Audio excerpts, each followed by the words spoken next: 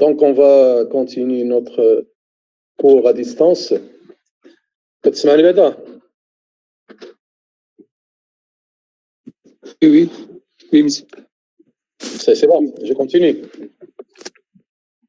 La dernière fois, on avait présenté quelques diapos concernant la première partie du cours. Bon, si vous avez des questions, bien sûr, on peut les traiter ensemble sur ce premier chapitre. Sinon, Monsieur, on peut continuer. Oui. monsieur, est-ce que vous pouvez nous réexpliquer les postules? D'accord, très bien. Bon, la dernière fois, on s'est arrêté au postulat. Y a-t-il d'autres questions?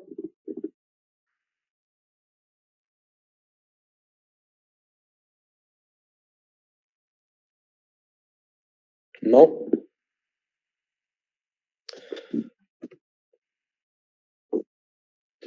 Bon, je résume un petit peu les choses, ce qu'on a déjà dit la dernière fois. J'ai dit que normalement, la physique statistique, elle est basée sur la thermodynamique statistique. On l'appelle aussi la thermodynamique statistique. C'est-à-dire, avant, vous avez utilisé, par exemple, l'entropie qui est proportionnelle à la quantité de chaleur divisée par la température. Et à l'aide de cette entropie, bien sûr, vous avez des formules où on peut calculer soit l'énergie, soit la pression. D'accord. لا كان سميو كوستر كاين ستوب Bon, d'accord. انا زدت فيه شويه صافي كان ناقص. كاين الصوت. C'est bon maintenant? وي سي بون Oui. Ok, d'accord. Donc, j'ai dit que normalement, vous devez revoir un petit peu votre cours de l'année dernière concernant la thermodynamique. Et on s'intéresse plus au deuxième principe de la thermodynamique, c'est-à-dire on veut calculer l'entropie. Parce que l'entropie, elle est liée à plusieurs autres grandeurs physiques, comme l'énergie, comme la température, comme la pression, le volume, etc. Il y a des formules qu'on va voir ensemble. Vous les avez déjà vues l'an dernier. On va les rappeler un petit peu. Et une fois on a l'entropie, on connaît l'entropie, on peut calculer tout le reste. D'accord?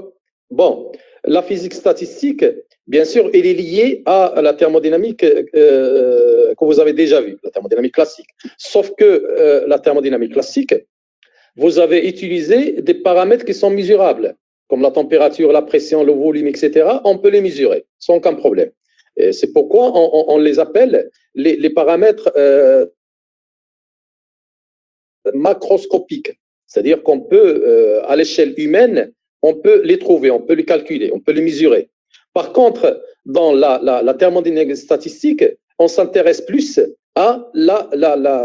au comportement des molécules, au comportement des électrons, au comportement des atomes, c'est-à-dire au comportement aux propriétés, je peux dire, microscopiques d'un système. Mais attention, comme dans la thermodynamique classique, on ne peut étudier un corps que s'il est en équilibre thermodynamique.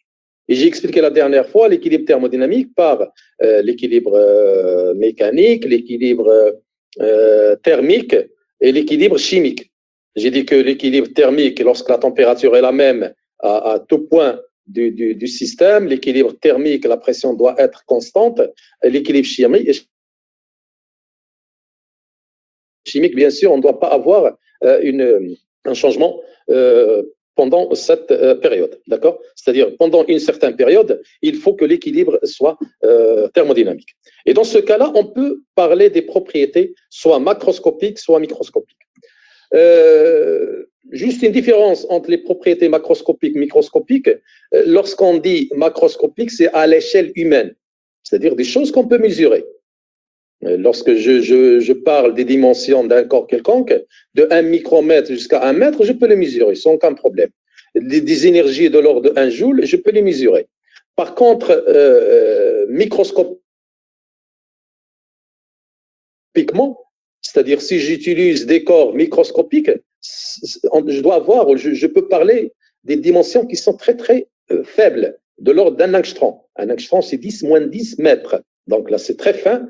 Bien sûr, on aura besoin soit d'un microscope pour les voir, les apercevoir, les mesurer. Et bien sûr, l'énergie, elle est très, très faible, de l'ordre d'un électron volt, c'est-à-dire 1,6 10 moins 19 joules. Mais ce qui est très important à prendre en considération maintenant, c'est ce qu'on appelle la loi de Poisson. La loi de Poisson que j'utilise ici, elle est très connue mathématiquement. Et cette loi de Poisson, elle nous facilite un petit peu. Pourquoi on utilise la physique statistique?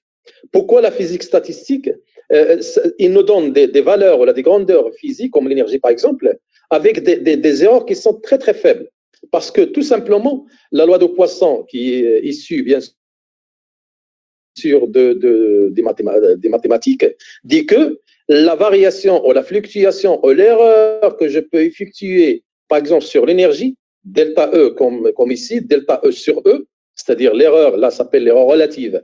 Je cherche l'erreur relativement de l'énergie que je peux avoir sur l'énergie que je peux mesurer. Delta E sur E, c'est à peu près égal à racine de n sur n. Et c'est quoi n?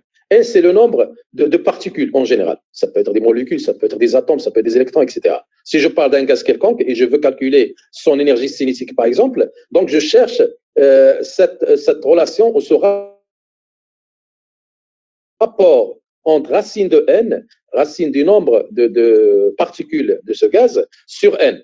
Et bien sûr, si je prends un exemple simple, c'est-à-dire j'ai 1 mm3 d'un gaz, d'accord? Et dans 1 mm3, je peux avoir 3,10 puissance 16 particules. C'est à partir du nombre d'Avogadro que je peux calculer ce petit nombre-là. Parce que le nombre d'Avogadro, c'est quoi? C'est le nombre de particules qui se trouvent dans un volume de 22,4 litres. D'accord? 6,10 puissance 23 molécules se trouvent dans un volume de 22,4. Si je fais une règle de 3, 1 mm3 de ce gaz va me donner 3,10 puissance 16 particules. Donc 3,10 puissance 16, par exemple, molécules, c'est le nombre n. Si je calcule sa racine et je divise par 3,10 puissance 16, ça me donne une valeur de l'ordre de 10-8. Qu'est-ce que ça veut dire? Ça veut dire que delta E sur E, l'erreur relative que je peux effectuer en utilisant ce passage de l'échelle microscopique à l'échelle macroscopique, ou bien, soi-disant, en appliquant la physique statistique, c'est une erreur que je peux effectuer de l'ordre de 10-8. Et 10-8, c'est 0,00070 et après 1. Donc, c'est une erreur qui est négligeable. Autrement dit, je peux conclure que la physique statistique est applicable pour tous les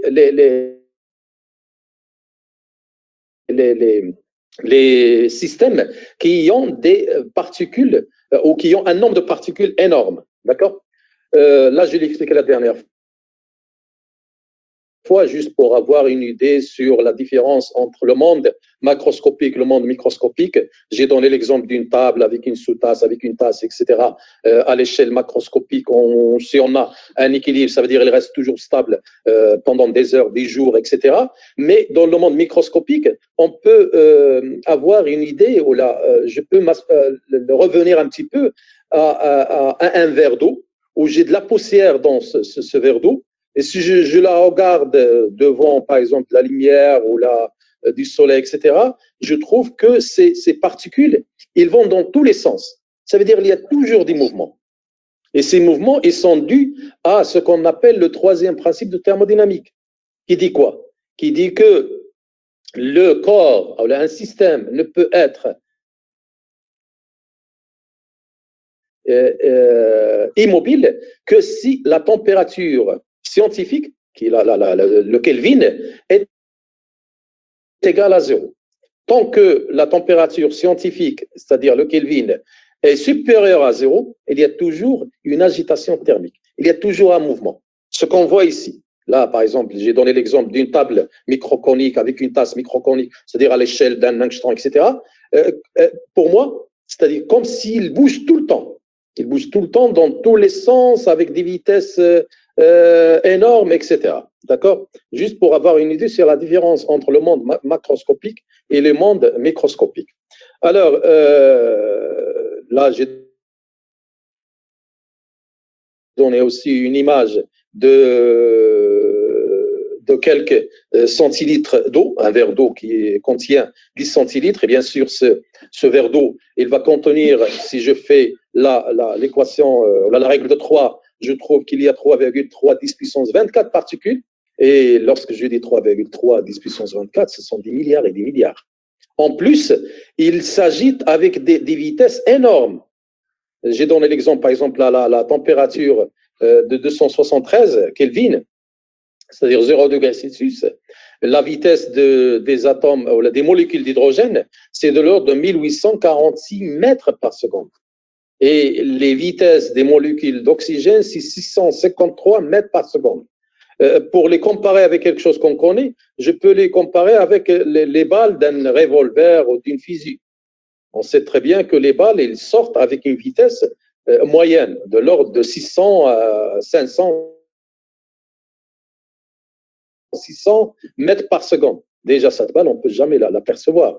La même chose, si on imagine un petit peu que ces molécules d'hydrogène ou bien d'oxygène, comme des balles qui sortent d'un revolver, c'est-à-dire avec des vitesses énormes, et impossible de les suivre. Même si j'ai une particule qui va avec cette vitesse, je ne peux pas la suivre. D'accord?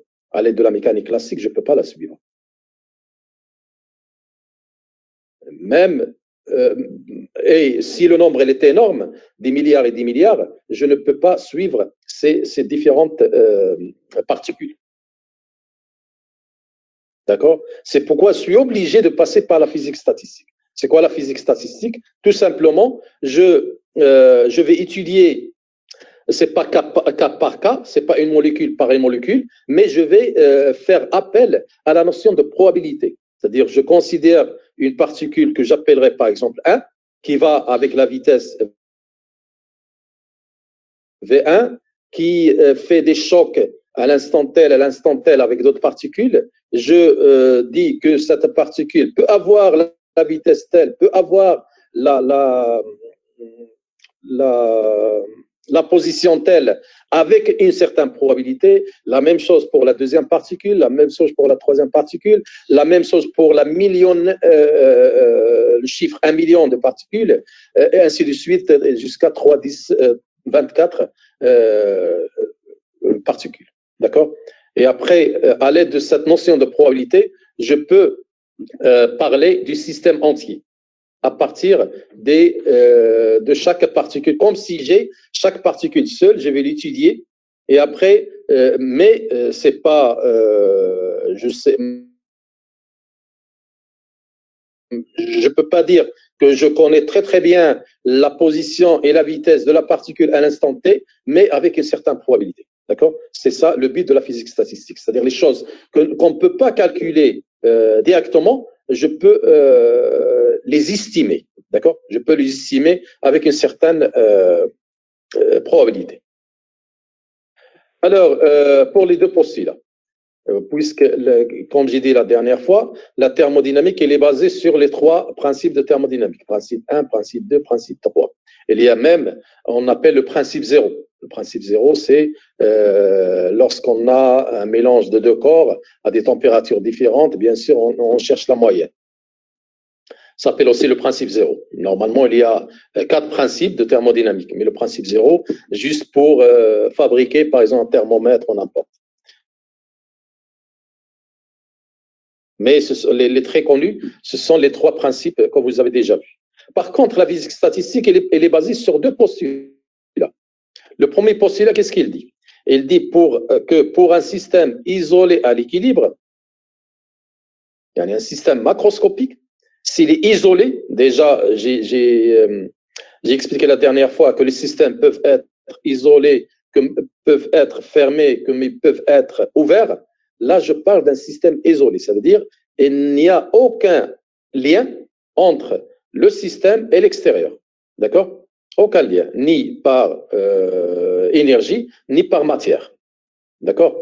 Alors, dans ce cas-là, si j'ai un système qui est isolé et il est à l'équilibre thermodynamique, d'accord, macroscopique. L'équilibre microscopique n'existe pas. Lorsque je parle d'un équilibre thermodynamique, je parle d'un équilibre macroscopique. Ça veut dire que les valeurs des grandeurs physiques, comme la température et la pression et le volume, sont constants. D'accord? Si la température est constante sur un certain temps, la pression, le volume, etc. est constant. Dans ce cas, je parle d'un équilibre macroscopique ou un équilibre thermodynamique. À cet instant-là, si j'ai ces deux conditions, le système est isolé et il est à l'équilibre, je peux dire que tous les états microscopiques accessibles sont équiprobables. Si je prends l'exemple de tout à l'heure, ça veut dire 10 centilitres d'eau qui contient 3,3 10 puissance 24 particules, je peux dire que chaque particule elle a la même probabilité d'avoir une certaine vitesse et d'être à une certaine position. Il n'y a aucune loi qui peut me prédire que cette particule ne peut pas avoir la même probabilité que l'autre. Et sachant que ces particules, elles ont la même masse. D'accord? Si je parle des électrons, par exemple, ils ont la même masse. Donc, un électron 1, il va dans ce sens avec une certaine vitesse, il peut être à un certain instant, à une certaine position. Concernant la physique statistique, ces différentes particules ont la même probabilité d'exister à cette position et d'avoir cette vitesse. Autrement dit, d'avoir une certaine énergie. D'accord? Il n'y a aucune loi qui peut me dire que la particule 1 a la probabilité P1, la particule 2 a la probabilité P2, etc. Pourquoi? Parce que toutes ces particules, normalement, ils sont presque les mêmes. D'accord? Ils ont la même taille, la même masse, etc. Donc, c'est un postulat on le voit ici, il est très facile, il est très simple, mais son application est très importante. C'est-à-dire, si on ne se base pas sur ce postulat, on ne peut pas appliquer la physique statistique. Parce que dans ce cas,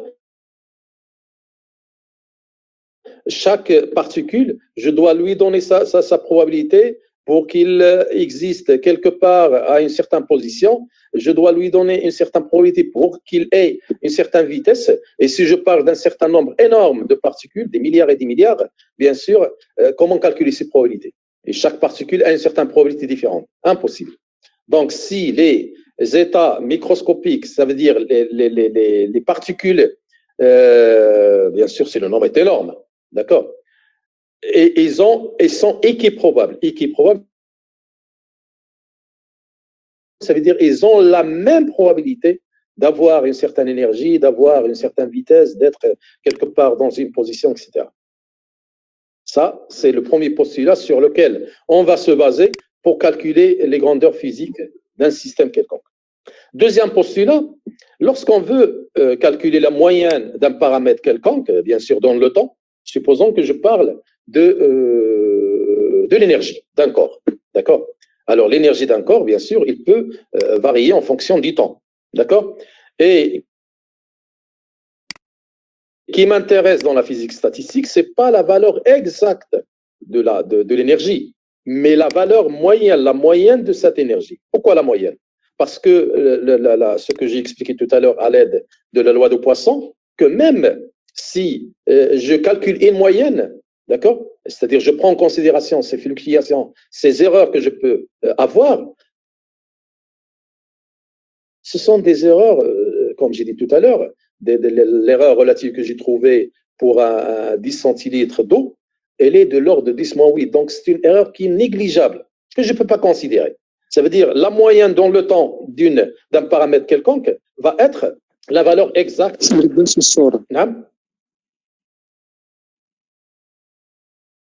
ديالاش الصورة ما كتبانش. الصورة واضحة بالنسبة لي. أنا عندكم باوربوينت ما كتظهرش هذه الصفحة. لا كتبان. لا كتبان. لا كتبان. لا شي واحد يمكن عنده شي مشكل وصافي. سي بون جو كونتيني. وي كونتيني. لا ما كتبانش. غير عملوا ايبانغلين الأستاذ وصافي. اشرح لهم ما يمكن ما سمعش. هو شي واحد كان دخل كيبريزونطي في عيوطك ومشات الصوره غير يدخل فين كاين اسمك ويعملوا ايبانغلي صافي باش تكبس عليهم.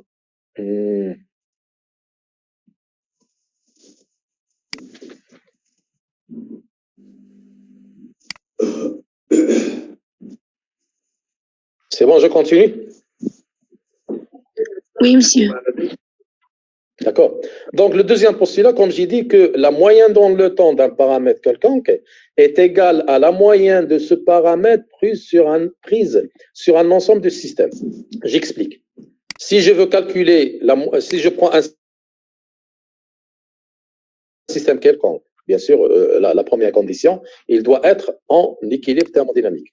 Si je veux calculer sa moyenne dans le temps, je prends un paramètre, je veux calculer sa moyenne dans le temps.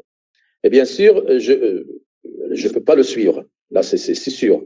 Je ne peux pas prendre une particule et je veux calculer la moyenne, par exemple, de son énergie en fonction du temps. Là, c'est impossible. Lorsque je dis en fonction du temps, à l'instant t est égal à T1, elle est à la position telle, à la vitesse telle, donc il doit avoir une certaine énergie E1, à l'instant T2, l'énergie E2, etc. Donc, je vais essayer de calculer la moyenne dans le temps de cette énergie, de ce paramètre, de cette particule. Alors, il vaut mieux calculer la moyenne de ce paramètre sur un ensemble de systèmes. Ça veut dire que je prends... Je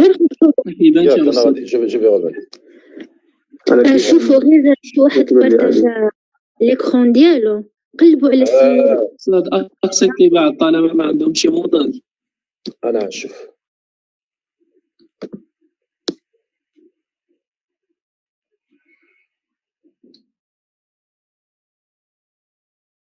شي عثمان اللي en train de présenter. لا شي واحد عثمان اللي en train de présenter ما عرفتش علاش بريزونتي.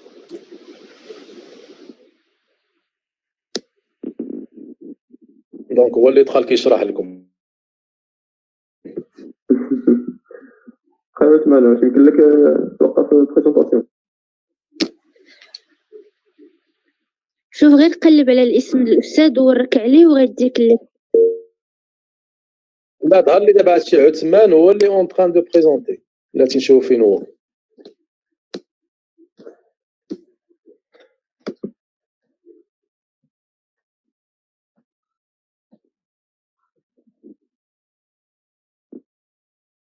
عثمان البالي.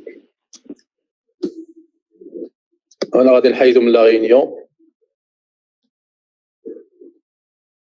صافي حيدتو من لا غينيون باش يهنينا. داكشي خدا لكم لاباج. اوكي دابا غادي نرجع لاباج ديالي.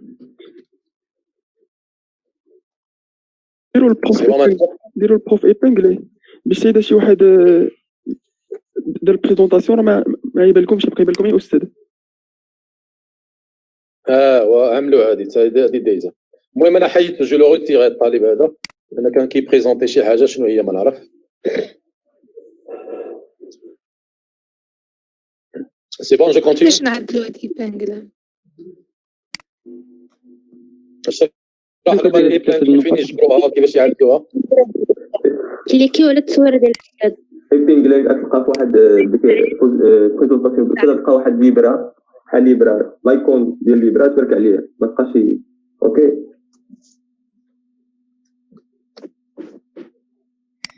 صافي شكرا. اوكي مسيو كونتيني.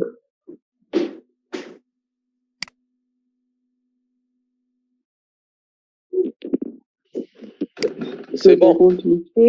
لان اذا طلع شي طالب كيشرح الدرس ولا هذا يمكن تحيدو كتتبع البروف. داكور ماشي كتتبعو هو، كتسكي على البروف ديالك وكتتبعو هو. Donc, il y a des définitions qu'on doit apprendre avant de... Ce sont des définitions qui sont basiques en physique statistique.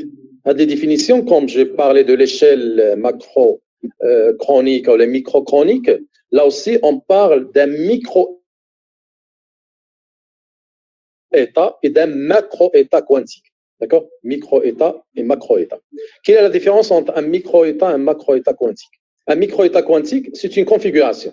C'est une configuration qui est décrite à l'aide de la fonction d'onde que vous utilisez en mécanique quantique, mais par la donnée d'un ensemble de nombres quantiques.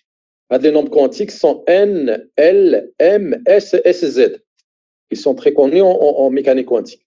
D'accord?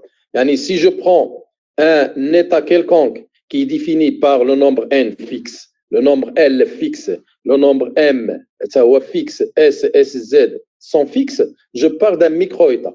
Si je change par exemple SZ ou la N ou M ou S, etc., c'est un autre micro-état, ainsi de suite. D'accord? Dans le cas où une même valeur de l'énergie correspond à plusieurs configurations, ou à plusieurs micro-états, on dit que ce niveau d'énergie, elle est dégénéré. Par exemple, si j'ai un certain micro-état dont je connais N, L, M, S, S, Z, il me donne une certaine énergie. Un autre micro-état, avec d'autres valeurs de N, L, M, S, S, Z, il donne la même énergie. On parle d'une dégénérescence. On dit que ce niveau d'énergie, il est dégénéré. Il n'a pas un seul micro-état, mais il a plusieurs micro-états. Et ce degré de dégénérescence, c'est quoi? Ce degré de dégénérescence, c'est le nombre de configurations qui sont associées à ce niveau d'énergie. Ça veut dire que ce niveau d'énergie ne correspond pas qu'à un seul micro-état, mais il peut avoir plusieurs micro-états qui donnent la même énergie. Si dans la même énergie, ça veut dire que on dit que le niveau d'énergie est dégénéré. Par exemple, s'il admet 3 micro-états, on dit qu'il est dégénéré 3 fois. S'il admet 10 micro-états, on dit qu'il est dégénéré 10 fois, ainsi de suite. Mais en général, on dit que le niveau d'énergie est dégénéré. Ce degré de dégénérescence, c'est ce nombre de combinaisons qu'on peut avoir. Les micro-états qu'on peut avoir sur un certain niveau d'énergie. D'accord? Le macro-état quantique, c'est quoi?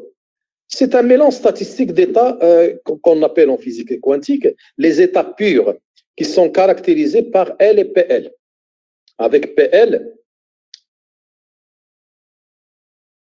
c'est quoi? C'est la probabilité pour que le système soit préparé dans le micro-état quantique. Chaque micro-état quantique qui est désigné par L, il a une certaine probabilité pour qu'il soit dans ce micro-état. D'accord? Donc, le mélange statistique, ce n'est que le macro-état quantique. Et l'aspect probabiliste du macro-état, dans la physique statistique, comme je l'expliquais avant, elle est basée sur l'aspect probabiliste. D'accord? Puisqu'on peut pas, puisque le nombre est énorme et les vitesses aussi sont énormes, on ne peut pas suivre particule son évolution. On ne peut pas suivre l'évolution de chaque particule seule, mais je suis obligé de passer par l'aspect probabiliste. D'accord? En général, la mesure macroscopique, il correspond à une moyenne statistique sur le micro-état. Je prends chaque micro-état seul et je calcule sa grandeur, par exemple son énergie, mais cette énergie, elle est donnée avec une certaine probabilité, PL. D'accord? Avec une certaine probabilité PL. Si je veux calculer, là je l'appelais l'observable parce qu'en général, mathématiquement, une grandeur quelconque s'appelle l'observable. Par exemple, si je veux calculer l'énergie E, ça sera A dans ce cas-là, c'est la somme sur L de PL, LAL. Qu'est-ce que ça veut dire? Ça veut dire que je calcule chaque micro-état. Quelle est la probabilité pour que cette particule existe dans cet état microscopique, d'accord? Dans ce micro-état, avec quelle probabilité? Et je fais une sommation. Autrement dit, je peux calculer cette somme en disant que c'est la somme de AL, PL. Qu'est-ce que ça veut dire AL? AL, c'est la valeur quantique prise dans le micro-état L, avec une certaine probabilité PL. Si je prends le premier micro-état que j'appellerai par exemple 1, je calcule sa moyenne à 1. Bien sûr, il peut être à cette grandeur physique avec une certaine probabilité PL, P1. La même chose pour le micro-état 2.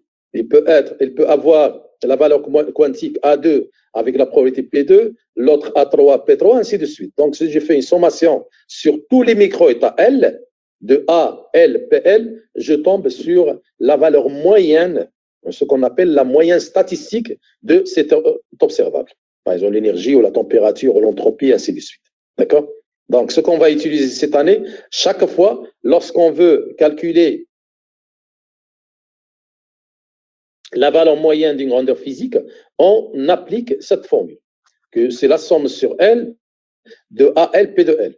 Bon, bien sûr, la physique statistique, je peux la traiter soit avec la mécanique quantique, avec les quêtes, etc., comme c'est signalé ici, la somme sur PL, L, AL, L. Voilà que cette partie, pour ne pas la confondre avec la mécanique quantique, je l'ai éliminée.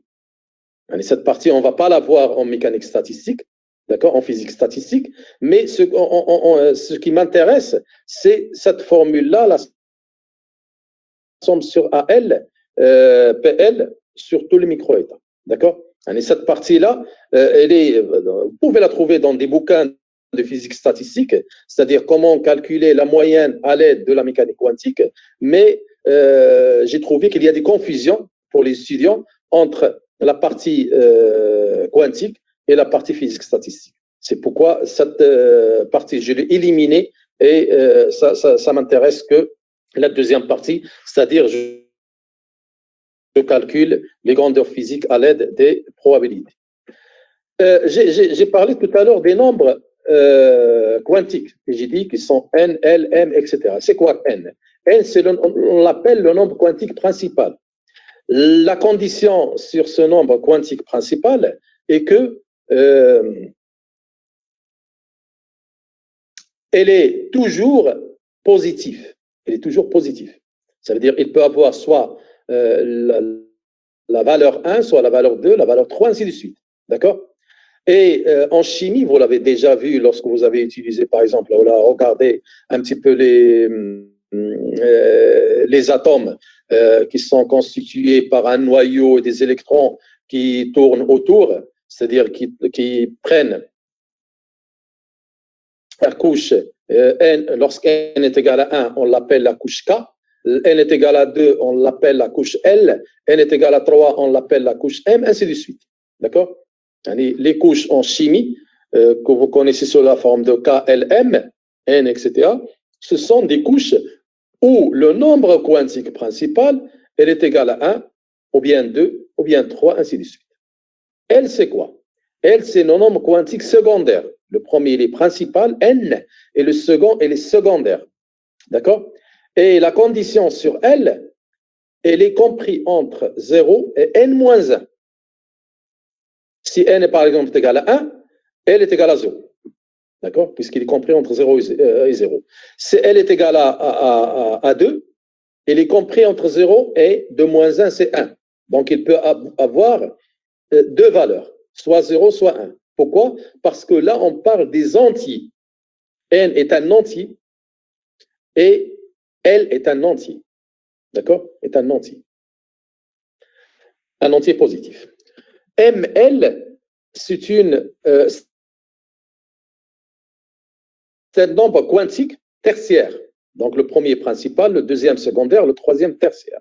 On l'appelle aussi le nombre quantique magnétique. Et la condition sur ML il est compris entre moins L et L. Donc il peut admettre 2L plus 1 valeur. Par exemple, si L est égal à 1, donc là, j'ai ML qui est compris entre moins 1 et 1. Donc il peut avoir 2 fois 1 plus 1 valeur. Ça veut dire 2 fois 1, c'est 1, c'est 2, plus 1, c'est 3. Donc il peut avoir moins 1, il peut avoir 0, et il peut avoir 1. Là aussi, c'est un entier. D'accord? C'est un entier relatif, bien sûr, ce n'est pas un entier naturel, parce qu'il peut être soit positif, soit négatif. Alors, pour elle, je n'ai pas expliqué tout à l'heure qu'il définit les sous-couches. En chimie, vous avez des couches qui s'appellent couche K, L, M, etc. Et en même temps, il y a des sous-couches qui s'appellent la sous-couche S, P, D, F, etc. Et ces sous-couches, ils sont liées au nombre quantique L par les valeurs. Pour L est égal à 0, on appelle cette sous-couche S. L est égal à 1, on appelle cette sous-couche P, ainsi de suite. D'accord? Il y a aussi le nombre quantique de spin, S. Et ce nombre quantique de spin, il dépend de la nature de la particule. D'accord? De la nature de la particule. Si la particule est un électron, ce nombre quantique est égal à 1,5. D'accord? Si la nature, cette particule est un photon, le nombre quantique dans ce cas est égal à 0. Ainsi de suite. D'accord? Alors, puisqu'on parle ici des couches, des atomes, molécules, etc., donc on parle des électrons. D'accord? Dans ce cas, S, c'est le nombre quantique de spin, est égal à 1,5 si on a des électrons. D'accord? Et MS, c'est le nombre quantique magnétique de spin. Il peut avoir deux valeurs dans ce cas-là, soit plus 1,5, soit moins 1,5. D'accord? Ça, d'une manière générale, MS, c'est la formule, il peut avoir la formule de ML. MS, elle est comprise entre moins S et plus S. D'accord? Il fait des sauts de 1. Dans ce cas, puisque S est égal à 1,5, il peut avoir soit la valeur moins 1,5, soit la valeur plus 1,5. D'accord? Alors, on a un exemple des micro-états qu'on cherche, le nombre de micro-états. D'accord? Supposons que ce micro-état est défini par n est égal à 1. La première couche qu'on appelait K, cette première couche, elle est définie par n est égal à 1, elle est égale à 0.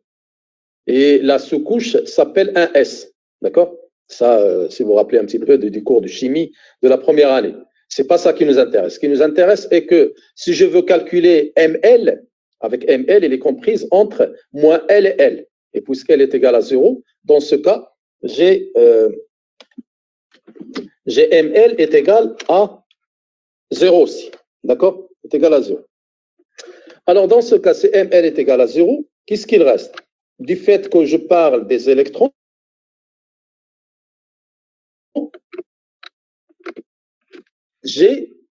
je reviens un petit peu au tableau suivant, du fait que je parle des électrons, le nombre quantique de spin est égal à 1,5. Donc, je peux avoir le nombre quantique magnétique de spin est égal soit à 1,5, soit à moins 1,5. D'accord? SZ que j'ai ici. J'ai défini un micro-état par cette configuration. Il est défini par N, il est fixe, par L, il est fixe, M, il est fixe, S, il est fixe, et SZ, il est fixe. D'accord? Chaque micro-état. D'accord? Alors, si je reviens ici un petit peu, si N est égal à 1, L est égal à 0, bien sûr, M, L est égal à 0, qu'est-ce qu'il reste? Il reste SZ. SZ peut avoir deux valeurs, soit 1,5, soit moins 1,5, puisqu'il s'agit des électrons. Donc, je peux avoir deux configurations. Il y a deux micro-états. Le premier micro-état, c'est N est égal à 1, L est égal à 0, M, L est égal à 0, SZ, S, pardon, est égal à 1,5, SZ est égal à moins 1,5. C'est le premier micro-état. Le deuxième micro-état, N est égal à 1, L est égal à 0, M, L est égal à 0, S est égal à 1,5, SZ est égal à 1,5. Donc, c'est le deuxième micro-état. Autrement dit, je vais avoir deux micro-états. Ces deux micro-états, ils ont la même énergie. D'accord? Ça s'appelle la première couche K. En chimie, vous voyez très bien, ou là vous savez très bien, que la première couche ne doit pas avoir plus de 2 électrons. C'est ça, la première couche. Ah, d'accord. Alors S, chaque particule a un nombre quantique constant.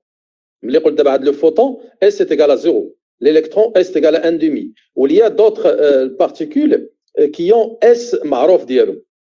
S, elle est constante. D'accord? Pour les bosons, les bosons S est un entier. Il peut avoir la valeur 0, 1, 2, etc. Et pour les fermions, c'est un demi-entier. Pour les fermions, il y a dans l'ensemble des fermions et les électrons. Les électrons sont des fermions. Un nombre des nombres quantiques demi-entier est égal à 1,5. ولكن SZ, comme si on a ces électrons dans un champ magnétique, et ces champs magnétiques, ils peuvent l'orienter vers le haut ou bien vers le bas. S'il l'oriente vers le haut, MS est égal à 1,5 par exemple. S'il l'oriente vers le bas, MS est égal à moins 1,5. D'accord? Donc, on a MS, il peut avoir, comme ici, à la formule de MS. MS, elle est comprise entre moins S et plus S. Mais c'est un demi-entier. Je fais des pas de 1. Si je commence par moins 1,5, je fais un pas de 1 je passe à 1,5. Donc, il n'y a que deux valeurs, moins 1,5, 1,5. Supposons que S est égal à 3,5. Supposons. Donc, MS va être comprise entre moins 3,5 et 3,5. Donc, il peut avoir la valeur moins 3,5, moins 1,5, 1,5 et 3,5. Donc, il peut avoir 4 nombres quantiques magnétiques. D'accord? Mais pour les électrons, puisque leur nombre quantique est égal que à 1,5, on peut trouver le nombre quantique magnétique de spin, soit moins 1,5, soit plus 1,5. C'est bon? C'est pourquoi ici, je ne peux avoir que deux électrons. Le premier a le spin vers le haut et le deuxième a le spin vers le bas, par exemple. Donc, soit moins 1,5, soit plus 1,5. Et le nombre total des électrons que je peux avoir dans la première couche est égal à 2. C'est clair? Si je passe à la couche 2, à la couche L, ça veut dire que N, le nombre quantique principal, est égal à 2. Et puisque N est égal à 2, je reviens ici à cette formule, L est comprise entre 0 et 2 moins 1. Il est comprise entre 0 et 1. Donc, il peut avoir deux valeurs, 0 ou bien 1. Alors, si je viens ici, et pour N est égal à 2, je peux avoir soit L est égal à 0, soit L est égal à 1. Donc, si L est égal à 0, à quoi est égal ML? On l'a déjà calculé ici. ML est égal à 0. Il reste que le nombre quantique, magnétique, pardon, le nombre magnétique, comme je l'ai expliqué ici, SZ, est égal à soit 1,5, soit moins 1,5. Donc, je peux avoir deux micro-états. Et dans le cas où L est égal à 1, je reviens à cette formule-là, L est égal à 1, L est égal à 1, soit L est égal à 0, L est égal à 1, ML peut avoir moins 1, il doit avoir moins 1, 0, 1.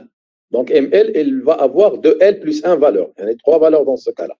Donc, ML, il a 3 valeurs, moins 1, 0 et 1. Donc, le premier micro-état, il est défini par 2, 0, 0, 1,5. Le deuxième, 2, 0, 0, moins 1,5. On a 2 micro-états pour la première sous-couche. D'accord? Le troisième micro-état, N est égal à 2, L est égal à 1, ML est égal à moins 1. Là, on a 2. MS est égal à moins 1,5, MS est égal à 1,5. On a la première case fait 2 électrons. Le premier a le spin magnétique vers le haut, le deuxième vers le bas. La même chose pour N est égal à 2, L est égal à 1, mais ML est égal à 0.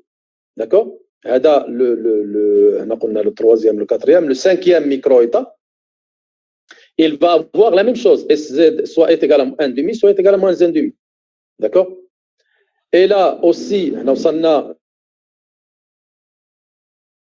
c'est-à-dire les micro-états, la même chose pour ML est égal à 1, je vais avoir SZ soit est égal à 1, soit est égal à moins 1. Donc, la deuxième couche, il doit contenir 8 électrons. C'est le maximum que peut contenir la deuxième couche. D'accord? Le maximum que peut contenir la première couche, c'est 2, la deuxième couche, c'est 8, et ainsi de suite. Il y en a de la physique statistique qui m'intéresse, c'est, je mets en parenthèse, ce qu'on appelle N est égal à 1, L est égal à 0, il y en a 1, 0, 0,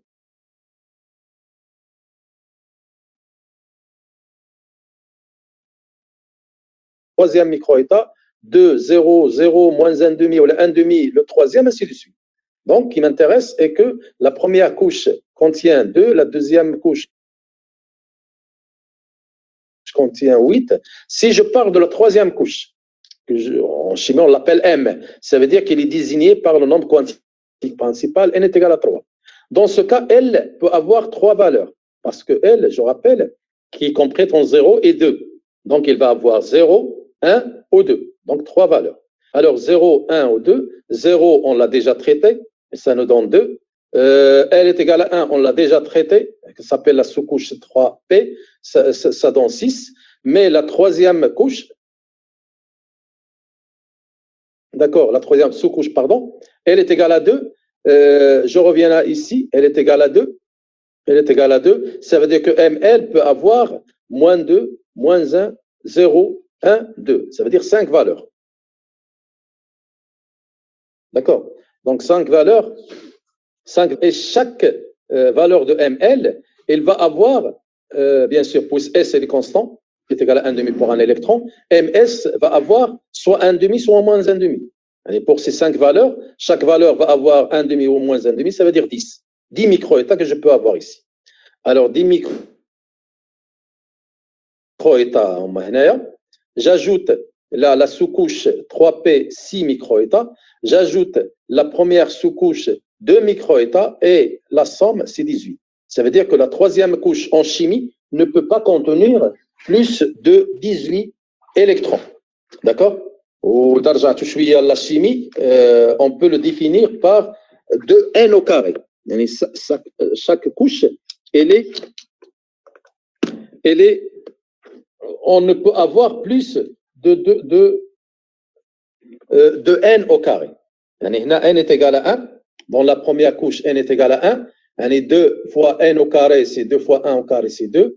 N est égal à 2. n au carré, c'est 4 fois 2, c'est 8. N est égal à 3. 3 au carré, 9 fois 2, c'est 18. Même si n est égal à 3. Si n est égal à 4, par exemple, 4 au carré, c'est 16 fois 2, c'est 36, et ainsi de suite. C'est le maximum que je peux avoir avec les couches lorsque j'ai une molécule quelconque. D'accord? Y a-t-il des questions? C'est الفرق بين ماكروسكوبيك و ماكرو هذيك وميكرو ديك البارتي اللي قبل هذه. Ce que j'explique actuellement. أنا غادي نعاودها. ماكرو إيتا وميكرو. واخا.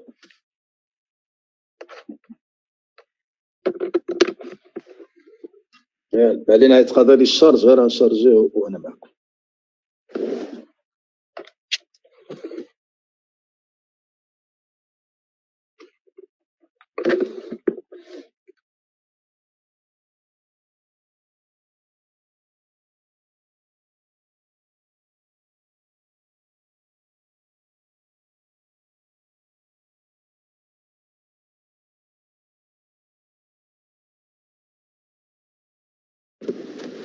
Alors, j'ai expliqué tout à l'heure que le micro-état, voilà, le micro-état quantique, c'est une configuration qui est constituée d'un certain nombre quantique. Et lorsque je dis un micro-état, si je prends par exemple un gaz quelconque avec un certain volume, etc., c'est un macro-état. Dans ce macro-état, si je prends l'exemple d'un micro-état quantique, je ne vais pas le nommer la particule 1, la particule 2, la particule 3, etc. Mais il est défini, un micro-état quantique, il est défini par ces nombres quantiques. Par exemple, 0, 0, 0, 1,5, 1,5, c'est un micro-état. 0, 0, 0, 0, 1,5, pardon, moins 1,5, c'est un autre micro-état. D'accord? L'ensemble, dans ce tableau, par exemple, 18, par exemple, plus 8, plus 2, la première couche fait A2, la deuxième fait A8, la troisième fait A18, ça me donne une molécule quelconque. D'accord? Ça, c'est le macro-état. D'accord? C'est le macro-état. Si je prends un centimètre cube d'eau, un centimètre cube d'un gaz quelconque qui contient un certain nombre de molécules, etc., là, c'est le macro-état. Voilà que le micro-état, c'est chaque nombre quantique que j'ai défini ici. D'accord? Que j'ai défini ici. C'est un micro-état quantique. On tabac qui est les micro-états classiques, qu'on va voir après. D'accord? Là, je parle que des micro-états, comment ils sont définis les micro-états quantiques. OK? Alors, là, je vais passer à la description classique d'un système macroscopique.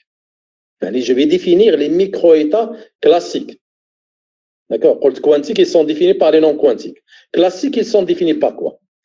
Voilà la différence entre micro-états classiques et dans l'espace des phases. D'accord?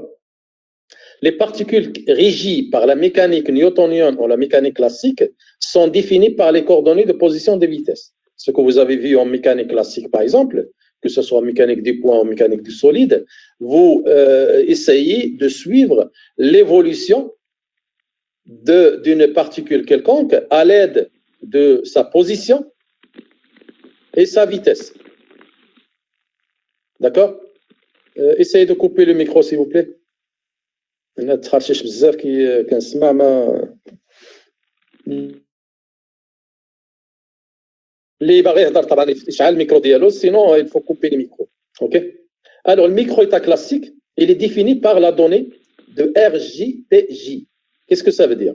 Ça veut dire que lorsque j'ai n particules, la première particule, je la numérote 1. La deuxième particule 2, la troisième 3, la nème particule n. عافاكم اللي عنده الميكرو مشعول يطفيه. أنا تخرشش بزاف. D'accord? Alors, par contre, je sais que le micro-état classique, il appartient à l'espace des phases de dimension Cn. Qu'est-ce que ça veut dire l'espace des phases? Ça veut dire que chaque particule, elle est définie par la position, chaque particule J, elle est définie par la position RJ, un vecteur, ça veut dire dans quelle direction. Et P, qu'est-ce que ça veut dire P? P, ce qu'on appelle la quantité de mouvement. Il y en a en mécanique classique qui vous intéresse, c'est la vitesse, c'est pas la quantité de mouvement. On l'appelle aussi l'impulsion. Mais si les particules sont très très fines, bien sûr, là, la masse, où les vitesses sont très très fortes, la masse peut varier. Attention. Si la vitesse elle est très très forte, la masse peut varier. Mais pas la masse constante. C'est pourquoi, au lieu de définir la vitesse, on définit la quantité de mouvement, ou bien on l'appelle aussi l'impulsion. L'impulsion, c'est ça qui nous intéresse. Parce qu'il définit M fois V. Exactement MJ fois VJ. D'accord? C'est l'impulsion qu'on doit suivre. Ce n'est pas la vitesse. Si on suit la vitesse, si la masse varie, si la vitesse est très grande, bien sûr, là, on va tomber sur des erreurs. OK? Alors, c'est quoi l'espace des phases? L'espace des phases, lorsqu'on trace, ou lorsqu'on suit l'évolution d'un système pour voir comment varie l'impulsion P, MV, en fonction de la position. J'ai donné un exemple simple. À l'instant t est égal à 0, je suis à la position R0. Je la définis à l'aide d'un vecteur parce que je définis aussi sa direction. Ça ne m'intéresse pas que la position, mais où va cette particule? Dans quelle direction? Et à l'instant t est égal à 0, je définis mon micro-état classique par la position R0 et par l'impulsion P0. À l'instant t est égal à t, par exemple, là, je vais avoir une courbe quelconque, comme on varie l'impulsion à l'aide de la position. À l'instant t quelconque, je définis aussi quelle sera la position de ma particule et son impulsion. Si je connais l'impulsion et la position, à chaque instant, suivant cette courbe, à chaque instant, je peux connaître comment évolue le système. D'accord? Comment évolue le système. Et lorsque je dis l'espace des phases de dimension Cn, parce que chaque particule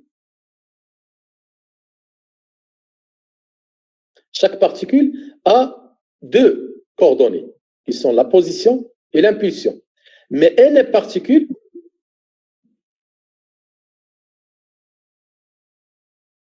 elle est définie par la position sur l'axe des X, la position sur l'axe des Y, la position sur l'axe des Z. La même chose pour l'impulsion. D'accord? Elle est définie par Px, Py, Pz. D'accord? Donc, chaque micro-état, il est défini par 6 coordonnées. 3 coordonnées de position et 3 coordonnées de l'impulsion. Autrement dit, si j'ai un espace de phase de ce système qui est constitué de n particules, il va avoir 6n dimensions. On est d'accord? 6n dimensions. Ou bien sûr, si le nombre est énorme, s'il est égal à 1 milliard de particules, bien sûr, le nombre de dimensions va avoir 6 fois ce milliard. D'accord? Donc, déjà, on peut même pas imaginer cet espace de 6 milliards de dimensions. D'accord? Alors, dans l'approche probabiliste, c'est pour cela que je suis obligé de passer par la méthode probabiliste. Du fait que le nombre est énorme et je ne peux pas suivre l'évolution de ce système sur si n dimensions, je suis obligé de passer par donner une approche probabiliste. C'est quoi l'approche probabiliste? J'estime que la particule peut avoir la position telle et l'impulsion telle avec une certaine probabilité. Dans ce cas, je parle des RJ, PJ. RJ, c'est la position de la particule J, et là, suivant les 3 dimensions. Et PJ, c'est l'impulsion de la particule J, suivant les 3 dimensions. Ils sont traités comme des variables aléatoires, ashwaï, d'accord? Parce que je ne peux pas suivre à chaque instant où peut être la position de la particule J et à quoi est égale l'impulsion de la particule J. Donc, ce sont des variables aléatoires. Si ce sont des variables aléatoires, je ne peux pas connaître leur position et leur impulsion exacte, mais je peux les connaître avec une certaine probabilité. Je fais des estimations.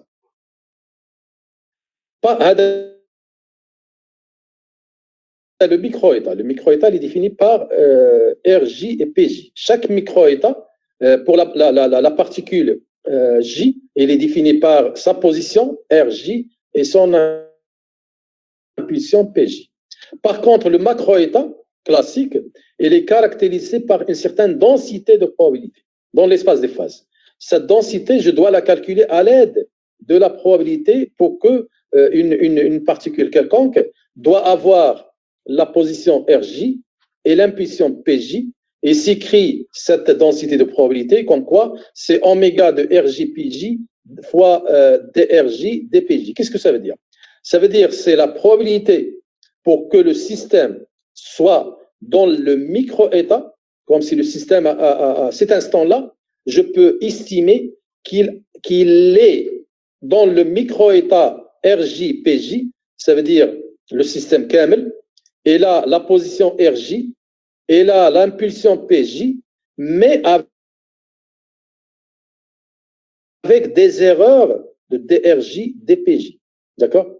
C'est comme si je peux connaître sa position, mais avec une certaine erreur qui est DRJ, DPJ. Cette erreur, c'est ça qui me définit la densité de probabilité. L'erreur que je peux effectuer, comme si je fais un petit carreau ici, d'accord? Un petit carreau, et je définis dans ce petit carreau, ce petit rectangle, il y a la position, il existe dans ce petit rectangle, et l'impulsion, elle existe dans ce petit rectangle. L'erreur que je peux effectuer sur la position, elle est de DRJ, et l'erreur que je peux effectuer sur l'impulsion, elle est de DPJ. Ainsi, je dois définir une certaine probabilité pour que je puisse continuer à calculer la grandeur physique de mon système. D'accord? Alors, la question la plus importante dans la physique statistique, quand est-ce que je peux appliquer soit la distribution classique, soit la distribution statistique? Il y a des cas où je ne suis pas obligé de faire appel à la physique statistique. Je peux appliquer la physique, la mécanique classique directement. Alors, dans ce cas,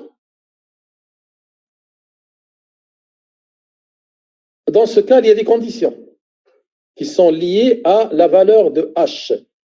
D'accord? La valeur de H.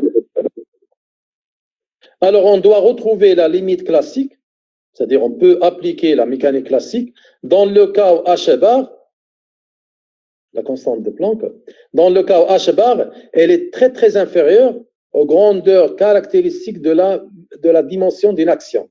C'est quoi une action? Une action en physique, c'est soit l'énergie fois le temps, d'accord? Si je prends l'énergie, je la multiplie avec le temps, ça me donne une action, soit la longueur ou la dimension d'un corps quelconque, multiplié par la quantité de mouvement. QDM, ça veut dire la quantité de mouvement, ou l'impulsion que j'ai définie tout à l'heure. H bar, c'est quoi? H bar, c'est 10 moins 34 joules seconde. Vous voyez très bien ici que l'unité, joule, c'est l'énergie, et seconde, c'est le temps. Où cette unité est la même pour le facteur de la longueur et la quantité de mouvement. Si je calcule l'unité de la longueur fois la quantité de mouvement, je trouve aussi que c'est le joule par seconde. Alors, si la dimension de cette action, elle est très supérieure à H bar, si je prends un corps quelconque, je connais son énergie, je connais le temps, ou bien je connais sa longueur, je connais la quantité de mouvement, et le produit me donne des valeurs qui sont très, très supérieures à H bar, elle est très supérieure à 10-34, dans ce cas, j'applique directement la mécanique classique. Sinon, si H bar et la dimension de cette action, ils sont proches, bien sûr, je suis obligé d'appliquer la description quantique ou bien statistique. D'accord? Je donne un exemple. Pour n particules libres dans une boîte, je prends une boîte quelconque dans laquelle il y a un liquide ou il y a un gaz, donc j'appelle ces particules des particules qui sont libres dans cette boîte. Si je veux calculer la quantité de mouvement, je sais très bien que la quantité de mouvement, c'est quoi? C'est la masse fois la vitesse, mais la vitesse moyenne. Parce que je prends pour chaque particule, je sais que chaque particule a une certaine vitesse. Mais qui m'intéresse là, c'est la vitesse moyenne, supposons que la vitesse de la particule 1 à 600 mètres par seconde, la deuxième 500, la troisième 550, la troisième 530, ainsi de suite. Donc, je calcule la moyenne qui est, par exemple, 550 mètres par seconde. Donc, ce produit M fois V bar, elle est à peu près égale à racine de 3 MKT. Ça, on peut le trouver dans la physique. On peut trouver cette relation qui lie la quantité de mouvement à la température. Et c'est très important. D'accord? Si je veux calculer, par exemple, l'énergie cinétique, 1 demi mv au carré, d'accord? Je trouve une relation entre l'énergie cinétique et la température. Ce que j'ai expliqué au début, que l'énergie cinétique, ou la température, il varie parce que l'énergie cinétique des particules varie. Si les énergies cinétiques de différentes particules augmentent, bien sûr, il y a une liaison directe, la proportionnalité entre la température et l'énergie cinétique. D'accord? Alors, il faut donc que la distance typique, on l'appelle la dimension d'une particule quelconque, pardon, la dimension qui sépare deux particules quelconques, ou bien la distance qui sépare deux particules quelconques, est V sur 1 puissance 1 tiers. Il y en a L3, si je prends le volume de cette boîte, dans lequel, supposons que le volume de cette boîte est dedans, il y a n particules. Et je vais essayer de chercher cette distance typique entre deux particules. Comment faire? Je prends le volume de la boîte, je le divise par n. Qu'est-ce que je vais trouver? Je trouve le volume pour chaque particule, que peut prendre chaque particule. Il y en a V divisé par n, c'est le volume que peut prendre chaque particule. Autrement dit, si je vais trouver par exemple des petits carreaux de volume V, petit v, et ce petit v c'est quoi? Supposons que cette boîte elle est parallélépipédique, ou bien cubique pour faciliter un petit peu les choses, cubique, et bien sûr ce volume il va être égal à longueur fois largeur fois hauteur, L fois L fois L. Donc L3 est égal au volume que peut contenir une seule particule. D'accord? Donc L, c'est racine cubique de V sur N. Il s'appelle la distance typique. D'accord? Cette distance typique, si je la compare avec H bar, qu'est-ce que ça me donne? Je sais que L est égal à V sur N puissance 1 tiers, d'accord? Qui va être très supérieur à h bar sur racine de 3m 4t. 3, parce que dans ce cas, je cherche la dimension de cette action-là, la longueur multipliée par QDM. On a QDM est égal à 1 V bar, je le remplace par racine de 3m 4t. Et la longueur, c'est L. Donc, si je multiplie L par QDM, L qui est égal à V sur 1 puissance 1 tiers, fois QDM, je fais passer QDM de l'autre côté, je fais passer racine 3m 4t de l'autre côté, ça, je divise h bar par racine de 3m 4t, d'accord? Et si ce L est très supérieur à cette valeur-là, qu'on l'appelle aussi la longueur d'onde de de Broglie, que vous avez déjà vu l'année dernière, d'accord? Ou s'appelle la longueur d'onde réduite, lambda bar. Si je peux avoir cette dimension de cette particule, elle est très supérieure à lambda bar, dans ce cas, j'applique la mécanique classique. Si elle est proche de lambda bar, dans ce cas, j'applique soit la mécanique quantique, soit la physique statistique. D'accord, si le nombre est un nombre, bien sûr. Revenons à juste un exemple pour savoir quand est-ce que je peux appliquer la mécanique classique ou la physique classique ou la physique statistique. Revenons à notre système qui est constitué, que j'ai défini tout à l'heure, par RJPJ, un système classique, qui est constitué d'un grand nombre de particules classiques. Et bien sûr, on doit connaître, pour suivre l'évolution du système, on doit connaître 6n paramètres. Pour la première position, je dois connaître x1, y1, z1. La deuxième position, x2, y2, z2. La dernière position, xn, yn, zn. De même pour les impulsions. La première particule px1, py, pz1, elle jusqu'à la dernière particule pxn, pyn, pzn. Donc, le nombre de coordonnées que j'ai ici, c'est 6n coordonnées. Et chaque particule admet 6 coordonnées et n particules, ils vont admettre 6n coordonnées. Si je veux étudier classiquement une mole quelconque, une mole, ça veut dire, c'est le nombre d'Avogadro. C'est 6, 10 puissance 23 particules. La connaissance des positions et impulsions à chaque instant passe par la résolution d'un système de 36, 10 puissance 23 équations. Et si je fais un système quelconque, je prends ces n coordonnées, d'accord? 6n coordonnées.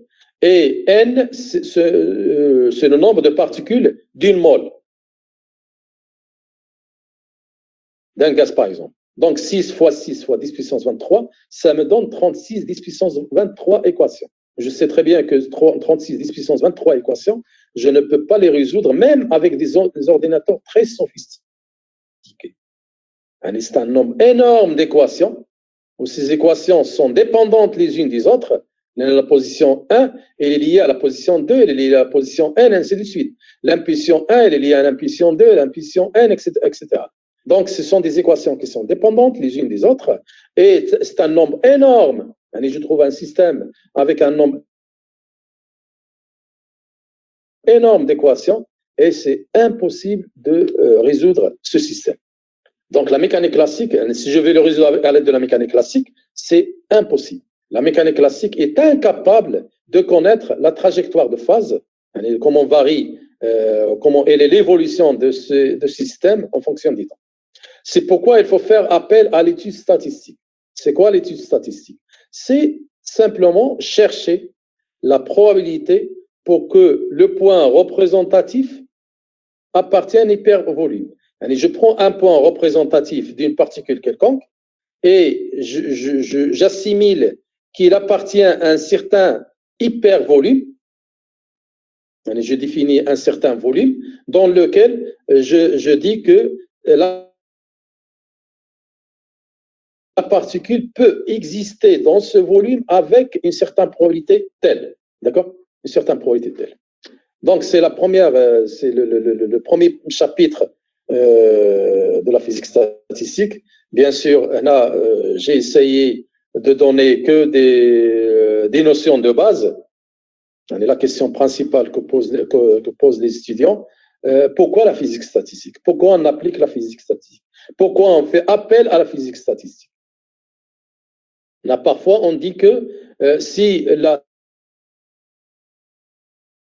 la particule elle est très très fine, elle est très faible, les dimensions de l'asrar bzaf, on peut appliquer la mécanique quantique avec la résolution de l'équation de Schrödinger, etc. Ce qu'on fait pour l'atome d'hydrogène, ainsi de suite. L'atome d'hydrogène, le nombre elle est restreint. D'accord? Mais lorsqu'on a une mole ou une molécule où le nombre de particules est énorme, dans ce cas, la physique quantique n'est pas applicable. Le nombre est énorme. Si le nombre est énorme, bien sûr, je ne peux pas résoudre l'équation Schrödinger pour la première particule, pour la deuxième, pour la troisième, je donne l'exemple ici d'un système qui est constitué d'une mole qui est constituée de 6 10 puissance 23, et je vais avoir 6 10 puissance 23 équations de Schrödinger. Et là, c'est impossible, même avec des ordinateurs, c'est impossible de le résoudre. C'est pourquoi je fais appel à la méthode probabiliste. Je fais des estimations.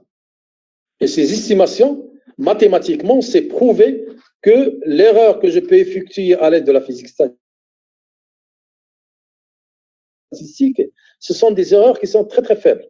Et si je calcule l'énergie, par exemple, d'un corps à l'aide de la physique statistique et je peux calculer je peux mesurer cette énergie, je vais trouver que la valeur, elle est la même. L'erreur, elle est très très faible. D'accord? Donc, je trouve des énergies qui sont les mêmes. C'est pour cela que la physique statistique est applicable lorsque, bien sûr, les particules sont très fines, et bien sûr, le nombre est énorme, mais quand le nombre est énorme, déjà, il est lié à la dimension de la particule. Donc, là, je prends une particule d'un gramme, on dit 6 10 puissance 23 particules. Là, ce sont des milliards et des milliards. Là, c'est un corps qui peut avoir des dimensions de millions de kilomètres. D'accord? Déjà, les particules doivent être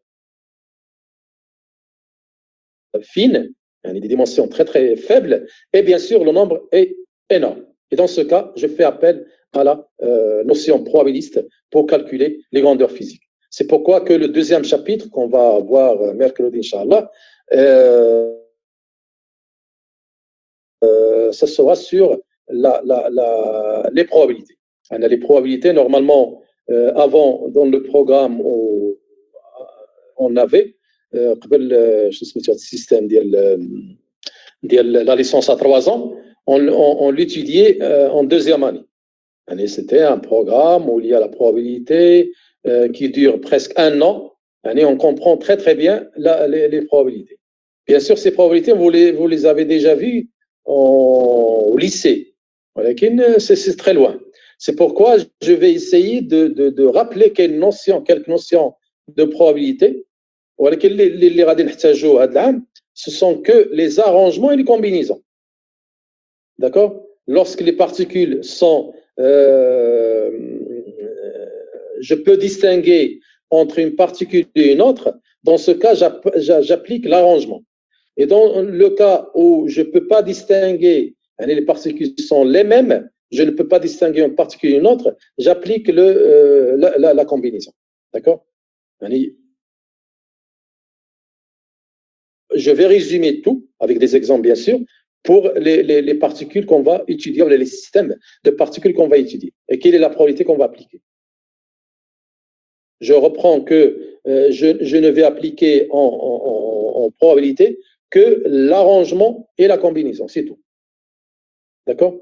Et si vous avez des questions, vous pouvez les envoyer par mail ou par message, et on peut le traiter ensemble, Inch'Allah, la semaine prochaine. La semaine prochaine, ça sera mercredi à 14h30. Bon, je vais essayer de préparer la première série, le premier TD, qu'on va voir ensemble la semaine d'après. La semaine d'après, peut-être le mardi. D'accord? Le mardi, c'est pas le mardi prochain, mais le mardi d'après, on va commencer à corriger la première série de de TD. OK. Y a-t-il des questions?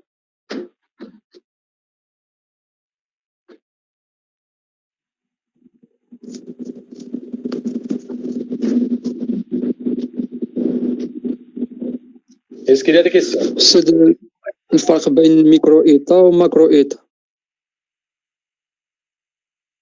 ما فهمتش مزيان الفرق بيناتهم. D'accord, d'accord. N'importe quel macro-état, micro-état, il y a deux côtés. On peut les comprendre avec soit la mécanique quantique, soit la mécanique classique. La mécanique quantique, l'atome d'hydrogène, ou la molécule, pardon, une mole d'hydrogène qui est constituée de 6, 10 puissance 23 molécules d'hydrogène, avec un macro-état. D'accord? On a une mole d'hydrogène, qui a 1 gramme. 1 gramme, à l'échelle humaine, c'est un macro-état. D'accord? Il pèse 1 gramme. Donc pour moi, c'est un macro-état. Voilà qu'un micro-état,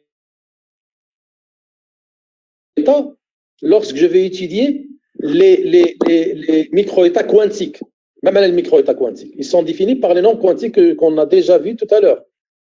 Pour n est égal à une valeur, n est égal à une valeur, m est égal à une valeur, etc. Ce sont des micro-états. كتدخل فيها probabilité. نعم. الميكرو إيتا كتدخل فيها probabilité. Là, le micro-état, je ne donne maintenant que la définition d'un micro-état. La probabilité fait 4. Lorsque je vais étudier le système entier, maintenant le système entier, il contient un nombre énorme de micro-états, donc je ne peux l'étudier qu'à l'aide de la probabilité. Donc, on a comme la définition entre un micro-état et un macro-état. D'accord? Micro-état, l'atome d'hydrogène, l'atome d'hydrogène, je peux appliquer l'équation je peux résoudre l'équation de Schrödinger et calculer le micro-état. D'accord? Mais si je veux étudier une mole d'hydrogène qui pèse 1 gramme, je dois étudier chaque particule seule, chaque atome seul. D'accord? Donc, chaque atome, je ne peux pas la suivre. Ainsi, je suis obligé de faire appel à la probabilité.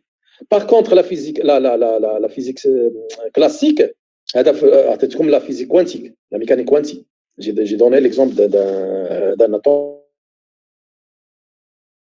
d'hydrogène. Mais la physique classique, ce que vous avez déjà étudié en mécanique de points, par exemple, mécanique solide, je parle de mécanique de points, un corps qui pèse, par exemple, 1 gramme ou 1 milligramme, etc. Et je vais essayer de suivre son évolution. Il y a un certain nombre, une dizaine ou une centaine de particules d'1 gramme ou de milligrammes, je peux suivre leur évolution. J'ai un certain nombre d'équations restreintes. Une dizaine d'équations ou une centaine d'équations, et je peux aller de l'ordinateur les résoudre. D'accord? Mais le problème, lorsque j'ai un nombre énorme, un certain nombre, des milliards et des milliards, comme l'exemple, une mole de gaz, il contient 6, 10 puissance 23 molécules. Vous d'abord, une molécule بوحدة, ومن بعد نعمل la sommation sur toutes les molécules 6 10 puissance 23, يعني يكون عندي كل molécule ولا كل particule, je vais chercher sa position à un instant donné et son impulsion à un certain instant donné.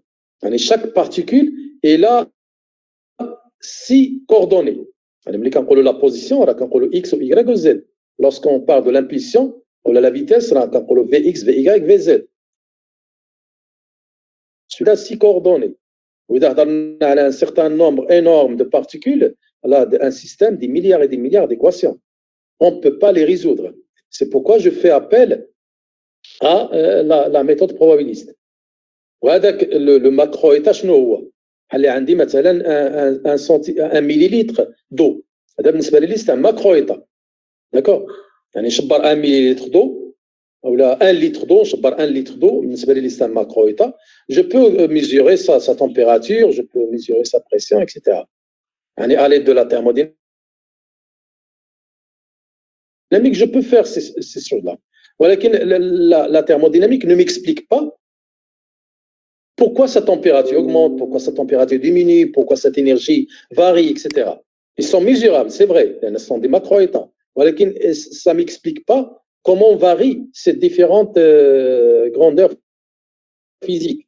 ولكن à l'aide de la physique statistique, si j'étudie chaque particule seule et après, à l'aide de la probabilité, je vais essayer de suivre l'évolution des systèmes, là, ça me donne une idée pourquoi la température varie, pourquoi la pression varie et comment on l'a calculé à l'aide de la physique statistique.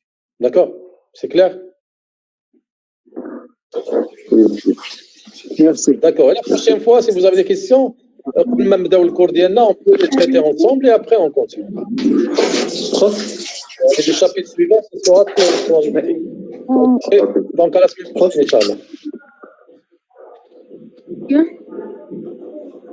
Oui. بالنسبة للسيري 1 de TD la même série العام اللي فات dernière année ممكن نبدلها انا نشوف واخا تقدر تكون لا ميم نقدر نبدلها ولكن نورمالمون نعم تفضل الا بدلتها واخا تنزلنا لا سيري في قبل ما نبداو فيها في التيدي بيان سور ننزلها نقدر ننزلها مثلا الديبي لا سيمين بروشين باش لو ماردي بروشين نصحوها اوكي شكرا اوكي ماشي لا ريبريزونطاسيون اللي وريتينا اليوم فين غنلقاوها في موديل حيت انا قلبت دابا ما لقيتش الفيشي لا كاينه في موديل كاين الكور كامل لا بارتي كامله في موديل وكاين لا بريزونطاسيون حتى هي في موديل هادي راها الشابيتر هي كاينه مسميها بريزونطاسيون هو une question peut-être elle sera triviale. Vous avez dit qu'on a un 0 Kelvin de température, il n'y a aucun mouvement. Aucun mouvement. Alors c'est la température qui pousse les matières à bouger. Ou bien le contraire. Ça s'appelle l'agitation thermique. L'agitation thermique. Tant qu'il y a la température supérieure à 0 Kelvin, il y a une agitation thermique. Il y a des molécules qui se déplacent dans tous les sens. وكل ما كبرت la température, كل ما le déplacement ou l'agitation كتكبر. Même l'agitation كتكبر. يعني la vitesse كتكبر. ملي كتكبر la vitesse, l'énergie cinétique كتكبر. هذاك الشيء on peut trouver une liaison directe entre l'énergie cinétique des particules et la température du corps. D'accord? D'accord, merci. Ok, allez à la semaine prochaine.